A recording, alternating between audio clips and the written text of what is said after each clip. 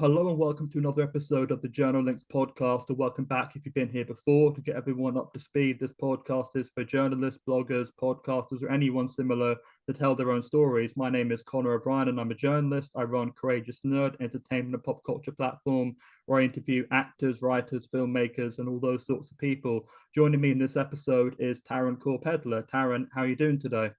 I'm very well, thank you, Connor. How are you? I'm doing really well, thank you. Yeah, and we were saying briefly before we started this recording, we haven't seen each other in a few months, so it's a nice opportunity to reconnect. Yeah, it's been lovely.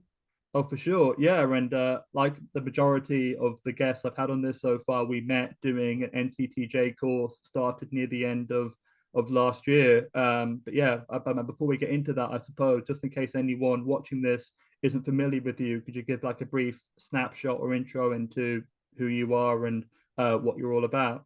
Sure. So I'm Taryn. I'm a foreign news reporter at The Sun. I work on the online platform, not the newspaper yet. And I got into journalism through the NCTJ with PA, like Connor mentioned. I cover, global news. I do light news, dark news. We do loads of TikTok stuff. It's a bit of a maze actually, but there's a load of stuff that we cover, which I'm sure we'll probably talk about. Yeah, oh, for sure. And I know a lot of people who did the course with us, some I've spoken to on this or otherwise, it was kind of like a meandering route to get to journalism. So I guess before the point where we met, and obviously you were already with the Sun, but like what kind of led you to thinking, oh, actually, journalism is something I'm quite interested in pursuing? Yeah, so when I was in school, I was really into English, Okay, and yeah. I had a really great English teacher, and I really wanted to write a book. And I started writing this book, and I think writing a book is something that takes a long time to complete. Yeah, And not only that, it's very kind of, you might not get, you might not be the next biggest best-selling author. right. So Yeah. there was a kind of moment where I was thinking, what's a job that I can do where I can write every single day and just write? And my English teacher said to me, how about journalism? And I'd never considered it before. And it's kind of a funny story. My sister, who was 2 years younger than me, she had this opportunity to do a news academy. And she was like, oh, you mentioned like you might want to do journalism, so why don't you check it out? And it was during the summer holidays, and I was in, year 11. And at this point, I just took the offer and I just did it. And I got to go to loads of newsrooms and write my first article, to have my first byline. And the day that I got my first byline out and kind of saw my name on like prints, that was a kind of turning point for me. I was like, wow, that's a great feeling, seeing your name out there. And I met my mentor who still mentors me to this day. He's been there, throughout my entire journey. I kind of messaged him a few months later and I said, look, I'd really love to actually get into journalism. At this point, I was about 19. Okay. And we ended up doing this journalism academy, and I got work experience at the Sun when I was 19. I went off and did my degree, and then I came to PA. I did my NCTJ, which was part of the Sun apprenticeship. And then here I am we're now working at the Sun. Yeah. Yeah, oh, for sure. Brilliant. Yeah. And actually, I think of all the people so far who have kind of asked that question, you've got, I think, the most kind of crossovers or parallels with myself because I kind of came from a creative writing background. That was part of my degree. I did film and creative writing, and kind of like similar to you, I kind of started out thinking like, oh, like, I want to write a novel or, in that kind of field. And again, similar to yourself, I mean, not quite the same route, but I started my website and having done journalism work experience in the past, I kind of reconnected with it and found it, and that brought me to pursuing it myself. But that's really interesting, actually, the way that you managed to find your way to it. I think that's Yeah. pretty cool. Yeah, I think it was a very long-winded process, but I've learned so much, and I've met so many people who, even to this day, when I'm at work in the office, I see these people that I was on work experience with, and there's a Mm. kind of rapport there. There's a kind of, a friendship level there that when I did finally get into the sun, I wasn't as nervous that like then I think I would have been had I not have had like all of that, just little snippets of experience in the Yeah. past. Yeah, and you mentioned obviously your degree, and you've told me again it was off camera, but yeah, you did a journalism degree, or was it part of your degree, right? Yeah, so I did an undergraduate degree in English writing, English language, and creative writing, and then I did a master's in international journalism. Okay, cool. Yeah, no, because again, there's a not many people I think had done like formal journalism studying Yeah. before the course we did. So going into the course, then was there a lot of crossover with what you'd learned before, or was it mostly new information? In a really funny way, I think that it was a lot of new information Mm, because when I came out of my master's, I kind of thought, what else is there to learn about journalism? I've done the ethics, I've done like a bit of the law and stuff. Like, what mm, else is there? And when I got to PA, it was just, I think, in so much more detail, and the law lessons and stuff was very, very intense, but it wasn't like that at my master's. And the shorthand as well, like we didn't touch shorthand in the master's, right. and I got to the NCTJ, and it was like learning a new language again, and it was kind of mind-blowing. I remember sitting in like the first lesson thinking to myself, like, is this for journalism? Like, am I Mm, learning, hieroglyphics or something? It was really shocking. yeah. Um, at the end of the day, like it's been amazing. And I've always kind of questioned afterwards, when people have said to me, I want to go into journalism, should I do a master's? And I always say, like, you really may as well do the NCTJ because you learn everything that I learned in my master's in so much more depth, and you get to do shorthand as well. Yeah, oh, absolutely. Yeah, and even people run the risk of doing a journalism degree that might not be NCTJ accredited, and then I mean, obviously, like someone in my case, I didn't do a journalism degree, so I had to do the NCTJ to get Yeah. the qualification. But that's, someone could do BA journalism for 3 years, but it's not NCTJ accredited, so and then might feel the need to go and get another journalism qualification on top of that. So I think as long as you're cognizant of what you're applying for and you're sure it's right for you and what you want to do, then by all means, I guess. But yeah. Yeah, definitely. I think that the NCTJ is there, and it's made by prior journalists and stuff like that. And it's just it's intense, don't get me wrong, and it Mm. does feel like you're doing a degree in itself.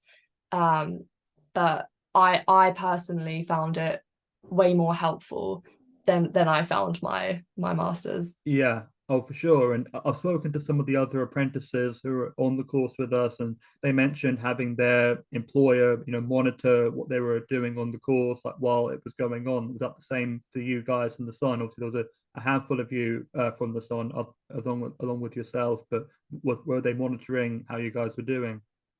Yeah, we kind of have what they've called like PDR meetings, and we'll kind of sit down with our editors, and we'll have updates on how we're finding things and how we've integrated what we've learned on our NCTJ into the Sun. Um, Even during the NCTJ, we would spend one Friday a week at the Sun every week, Mm. and that was it was kind of trickling into where we are now. And obviously our bosses knew that we were spending the other 4 days at PA, and then spending the one day at the Sun, and they would ask us, how's it going. Quite a few of the people on my team had done the NCTJ and had the same teacher, so they had Andrew for their law teacher as well, and they were like, how's Andrew doing, like, have you learned about this yet, have you learned about this? And it was kind of bouncing that Mm. knowledge off of each other. And even now I know that those people who are also on the course, if I do get lost in something, if I do forget something, I can always lean on that person and say, Yeah. oh, do you remember like this law, this specific like case or something, like there's always that opportunity there, which is really, really helpful. Oh yeah, for sure. And I know, correct me if I'm wrong, I believe was it 4 other sign apprentices who were on the course, as well as yourself, so 5 of you Um, in total. I think yeah, four, yeah. Four others, yeah. So I suppose, like, how was having that group, doing it with you? Because obviously most of us were just individuals. We weren't affiliated with anyone or each other going in. But obviously you guys had that shared connection. And like, had you met before we started? Or I mean, yeah, I just, in Yeah, general. yeah. It felt it was very, very helpful for certain. It's very good to know that you have a kind of network around you that are in the same boat as you, as in the fact that this was our first jobs in journalism at a kind of national paper. It's obviously scary, but you're not the only person who's new. You're not the only person who's going to be struggling. You're not the only person that has to get used to WordPress. Like there was a bunch of us.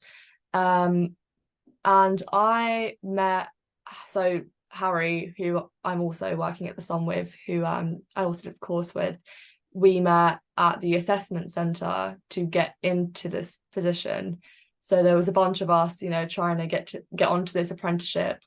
And I met Harry at the assessment centre, which was a very like funny, turn when we ended up on the first day at PA. I saw him on the Zoom, and it was just a very funny moment Right. where I Recognized thought, them. yeah, Right. I recognized him, and I was like, oh, like that's really funny. Like we Mm. both got the place, and it's just a common thing that now we talk about. We laugh about it now, Mm. how we just bumped into each other at the assessment center, like fighting for those places, and now we're Yeah. kind of, like in these jobs, and it's it's comforting, I think, to know that like you have someone who's, or a bunch of people who are there going at the same level as you, and you can all relate to it, and you can all compare your experiences and the stories that you're working on and bounce ideas off each other. It's just really helpful. Yeah, no, because even like we were quite a big group on the course, about 28, 30 people. There was kind of a nice thing of people having smaller pockets of people they were close to. And I stumbled into that on the first day. I just sat in a random seat and I found myself next to a guy called Will. And we pretty much stayed in those spots for the whole duration and ended up becoming really close. But I mean, and again, that's just one of those things. It's nice to have a nice big group, but also have those smaller kind of closer bonds with people, and definitely helps you get through it, I found. Yeah, for sure. I completely agree with that. Absolutely, yeah. And I suppose, like, as I mentioned, going back to that first day, like, how much do you remember about that experience and meeting everyone else, aside from the apprentices who you might have already met? Yeah, I think the first day was really fun, as in it felt not like your first day at school or a first day at a new job, because it was just a room full of people who were in the same position as you, who were all feeling the same way. It was very intimidating, don't get me wrong, Mm-hmm. but it was comforting to know that it's fine, like these people are all in the same position as you. But I think I made the mistake of kind of going into the room and sitting in the corner, like, away from everyone. Oh, okay, Um, okay. yeah, even though I did know a few people, that I just kind of navigated towards that kind of section. Yeah, It was very easy for the group to kind of mingle at lunch and stuff. And I think Sean and the rest of the staff there, they gave us tasks where we had to mingle and we had to yeah. speak to each other. And that was, the icebreakers and stuff. Like, it was very, very good. And we got to leave the office, the building, and we got to go and explore, the surrounding areas and do these kind of really cool tasks. And that's where I actually met a few more people. I think, Connor, you might have been in my group for that when we went around and had to spot the things in London, I think. Early on, yeah, maybe, yeah, Yeah, could have been, yeah. yeah, yeah, yeah. No, I And I mean, just it was think, a while ago, but yeah, yeah, yeah, it was a while ago, but that was a kind of great experience to get to know people. And then afterwards, I think we all went to the local pub, and that's when we all really just started mm, talking. And then from then on, there was no kind of awkwardness, or yeah. everyone just kind of got on after that. Yeah, yeah. No, I mean, I've said it to other people. Like, I can't pinpoint one person and say, oh, like they were the pariah, like they were the one that Yeah. one liked. I mean, everyone was a really, I found anyway, a really lovely person. Like, I enjoyed everyone's company on it. Yeah, I think we had a very, very cool class. Mm. You know, everyone was really, really good friends with each other.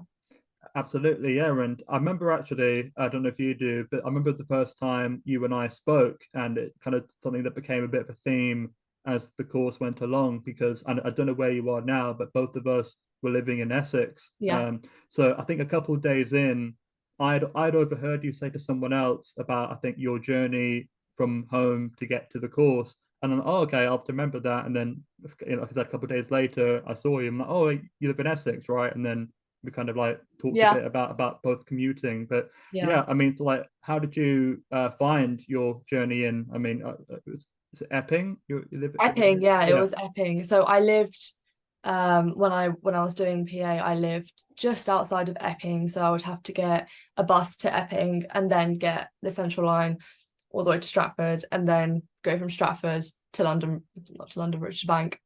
And it was just a nightmare, actually. It was kind of crazy, mhm. especially because it was during the kind of winter months and it was, you know, raining, snowing, Yeah, yeah, yeah, windy. Like it was just horrible, like so early in the morning. But I think that it was kind of worth it. And the journey gave me time to read the news and catch up on stuff because, you know, we would have those news quizzes and yeah. things. Oh God, yeah. Don't miss Yeah. those. Yeah, So it gave me that time to kind of prepare myself and, you know, read the paper and scroll through the BBC website and stuff and just, you know, mentally prepare myself instead of knowing that I'm going to be, you know, rushing around and, you know, scraping for time. I always got there a little bit early. I think me, you, and Amrit used to get there quite early. yeah, yeah. I liked that, you know, I liked having some time before we jumped straight into the day. But I'm now in Ilford, so it's a little bit closer. But yeah, I think that the journey was sometimes, you know, a bit grueling, but at the Mm. same time, well worth it.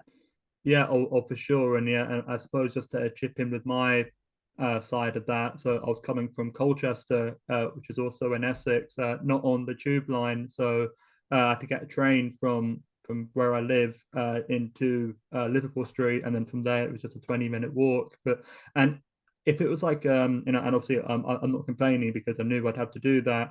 And if you're doing it as like an occasional like one-off thing, that's not that grueling. That's a fairly easy journey, in my opinion. But the kind of the constant of having to do it again and again and again and again and again, that kind of gets you down a bit after a while. But Yeah. yeah, yeah, no. I mean, it was great though. It was worth it in the end. And yeah.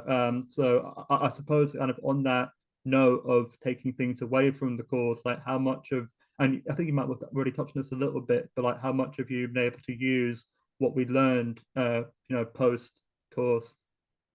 Yeah, so I think the things about the law and stuff, it's very useful, you know, especially on my desk where we do have the light stories, but we have the dark stories too, and Mm, those can range from anything from, you know, murder, kidnaps, yeah, and it's tough. It's tough to, you know, report on that, but having that knowledge on law and knowing how to write in a way that's going to be safe and accurate is really grounding, and it's really, really helpful when you're under that kind of pressure to put a piece of information out there that is quite tough to write. I think that the only thing is when we were at PA, we were kind of writing in a very straightforward style. It was yeah, very clean, you know, copy. Whereas at the Sun, I'm sure if anyone's read the Sun, like it's very flamboyant in its language, as in yeah, it's a yeah. bit crazy. You know, we like an adjective. You know, we like to write in a way that's sometimes a little bit comical, which is very, very different from how we wrote at PA.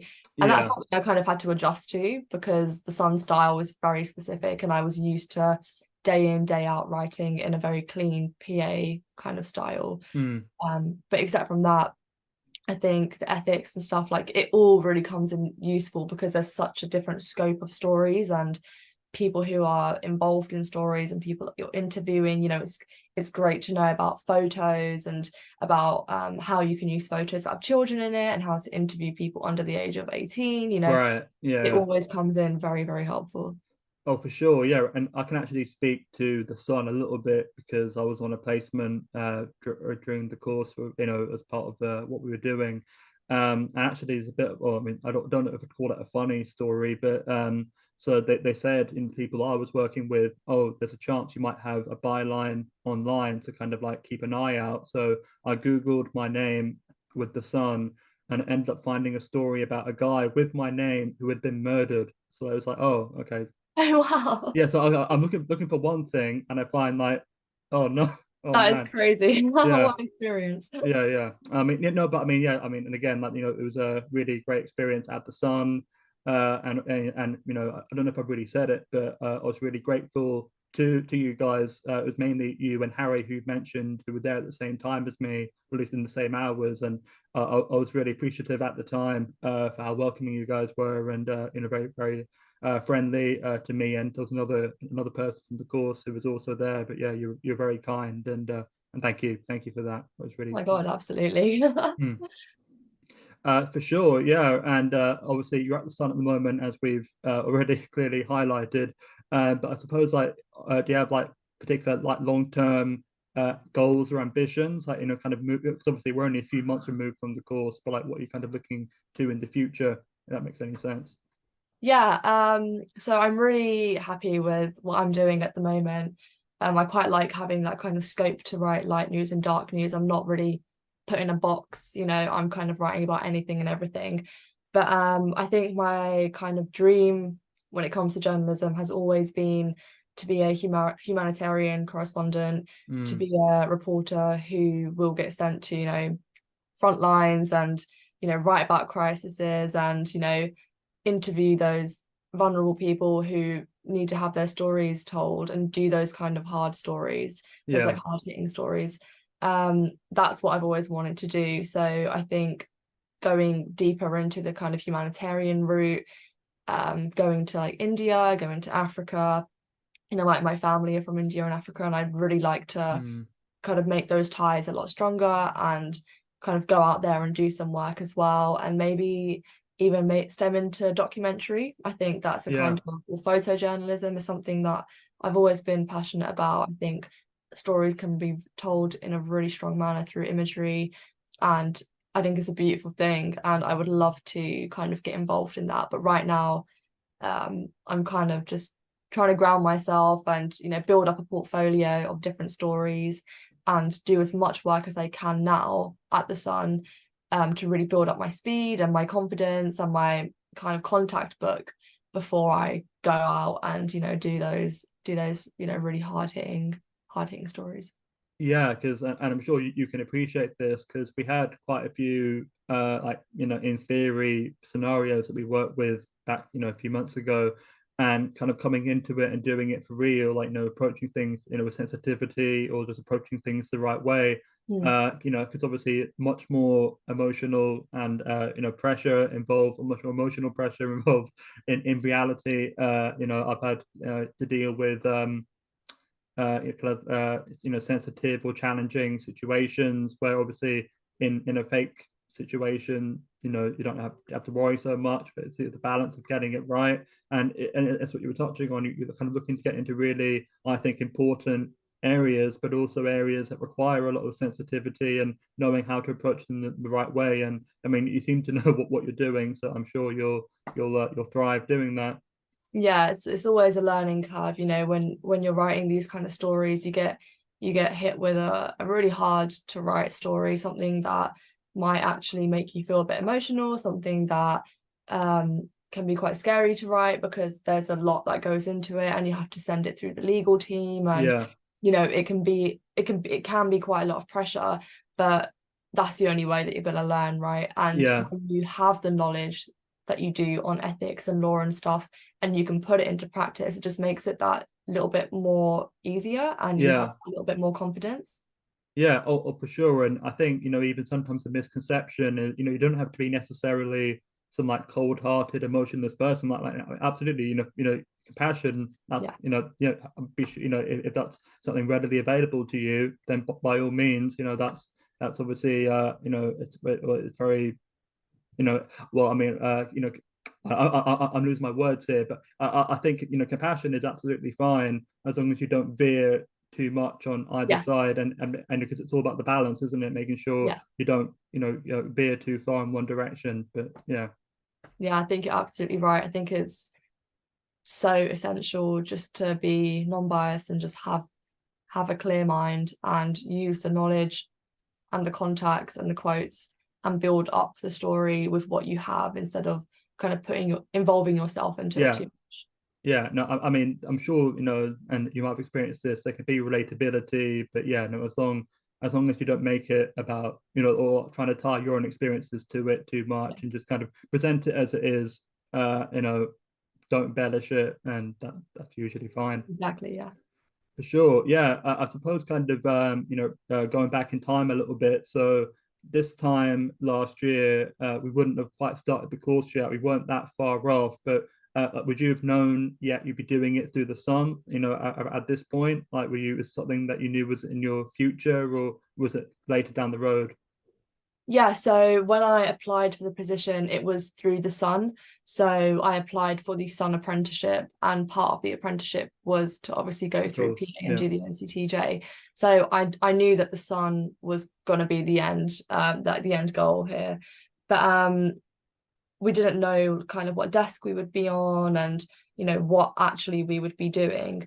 Um, I always had this feeling that it might be a little bit like work experience, like it might just feel like you know, like freelancing or something, but it has been completely different to what I thought. When I got put on the Yeah. old desk, I had this idea that it was going to be, really, really tough because obviously there's just so much that goes on in the world, and where do you even start, and how Mm, can you pick a story out of yeah. millions and millions and millions per day. But we got thrown into the deep end quite quickly, on our second day after we learned to use the CMS WordPress.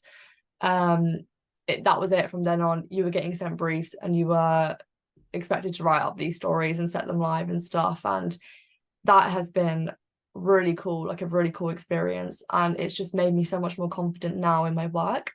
And I'm still building up the speed, like I have targets I want to reach, but the foreign desk has been a really, really cool place to begin, as has the Sun. I think it's a great place to start a career in Mm, journalism, especially in your 20s and stuff, especially when you're relatively young.